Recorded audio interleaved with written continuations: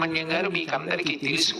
తిరుపతి దేవస్థానాలకి కార్యనిర్వహణాధికారిగా, ఆంధ్రప్రదేశ్ ప్రభుత్వానికి ప్రధాన కార్యదర్శిగా ఎన్నో పదవులు నిర్వహించినటువంటి వ్యక్తి. ఆయన నాతో సన్నిహితంగా ఉంటారు. వారు నాతో మాట్లాడుతూ శ్రీశైలంలో ఏమేమి చూశారు అని అడిగారు. ఈసారి వచ్చినప్పుడు ఇదిగో ఇవి దర్శనం చేశాను అని చెప్పాను. మీకు నేను ఇక్కడ ఒక ఆశ్చర్యకరమైన విషయాన్ని చూపిస్తాను, రేపు పొద్దున్న వెళదామా అన్నారు. తప్పకుండా వెళదాం, ఏమిటి ఆ విషయం అని అడిగాను. మీకు తీసుకెళ్ళిన తర్వాత చూపించి నేను చెప్తానని అన్నారు. సరే, ఇద్దరం బయలుదేరి వెళ్ళాం.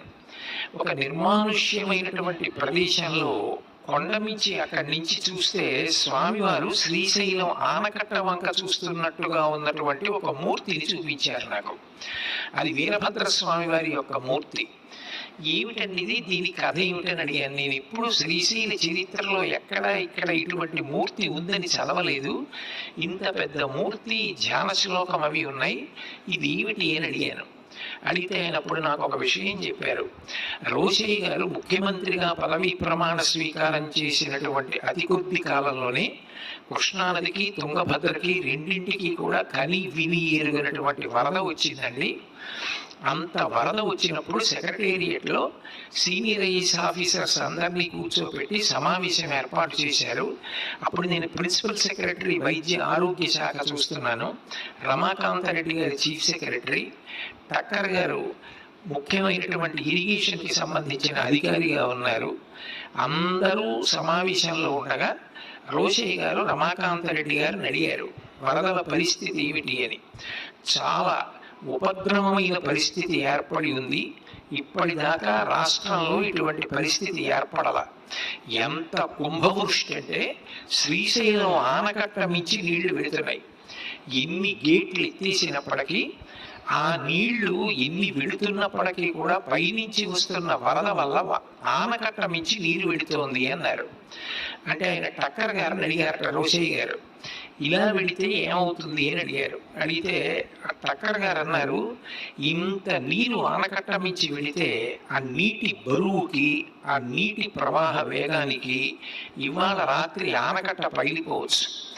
ఆనకట్టే పగిలిపోతే కింద విజయవాడ వరకు రాత్రి 1-2 మధ్యలో కొన్ని లక్షల మంది జనం ఊహకందనటువంటి రీతిలో వరదల్లో కొట్టుకుపోతారు. ఇప్పటికిప్పుడు అంత పెద్ద వరద వస్తే నియంత్రించడం సాధ్యం కాదు కూడా. ఇది ఇప్పటిదాకా ఊహించని పరిస్థితి అన్నారు. ఆయన ఆశ్చర్యపోయి ఈ ఉపద్రవం నుంచి గట్టెక్కే మార్గం ఏదైనా ఉంటుందా అని అడిగారు.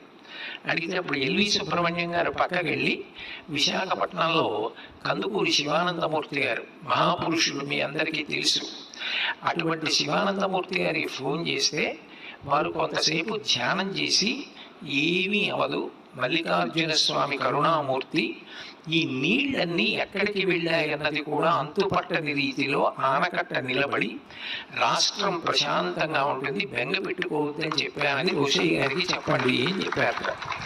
ఆ రాత్రి ఏ క్షణంలో ఏం జరుగుతుందో ఇంటికి వెళ్ళి పడుకుంటే తను వెంటనే అధికారులకు చెప్పడానికి అవకాశం కుదురుతుందో కుదరదోనని రోషయ్య గారు, రమాకాంతారెడ్డి గారు, టక్కర్ గారు వాళ్ళు సెక్రటేరియట్లోనే పడుకున్నారు. మరునాడు ఉదయానికి ఏ ఉపద్రవం లేకుండా ఆనకట్ట అట్లాగే నిలబడింది. కృష్ణానదిలో నీరు సముద్రంలోకి వెళ్ళిపోయింది. మళ్ళీ సమావేశం ఏర్పాటు చేసి మర్నాడు సమీక్ష చేసినప్పుడు, ఇది నిజంగా ఆశ్చర్యకరమైన విషయం అండి, ఇంత వరద ఇన్ని గంటల పాటు వెళ్ళినా కూడా ఆనకట్ట చెక్కు చెదరకుండా నిలబడి ఉంది, ఎక్కడ ప్రాణ నష్టం విశేషంగా జరగకుండా రక్షింపబడ్డామంటే ఎక్కడో ఈశ్వరుడు కరుణ చూపించాడు అని. అంటే ఆయన తర్వాత శివానందమూర్తి గారిని సలహా అడగమని, అక్కడ ఉన్నటువంటి ఆనకట్టని ఎప్పుడూ కూడా పరమేశ్వరుడు కరుణా దృష్టితో చూస్తూ ఉండాలి. అట్లా ఆయన చూస్తూ ఉంటే ఎట్టి పరిస్థితులలోనూ వానకట్ట మించి ఏ ఉపద్రవంగా వర్షాలు పడి నీరు వెళ్ళినా ఆనకట్ట దెబ్బ తినదు. కాబట్టి అట్లాంటి ప్రదేశాన్ని చూసి శివదృష్టి పడేటట్టుగా మూర్తిని ప్రతిష్ఠ చేయమని చెప్తే, అప్పుడు తెలుగు యూనివర్సిటీ వాళ్ళ స్వాధీనంలో ఉన్నటువంటి ఒక ప్రాంతం, అక్కడ నుంచి చూస్తే తిన్నగా ఆనకట్ట కనపడుతుంది. ఆ భూమిని రోషయ్య గారు శ్రీశైల దేవస్థానానికి ఇప్పించి శ్రీశైల దేవస్థానం చేత వీరభద్రమూర్తిని ప్రతిష్ఠ చేయించారండి. అందరికీ కనపడే రోషయ్య గారు ఒక గొప్ప పరిపాలనా దురంధరుడు, గొప్ప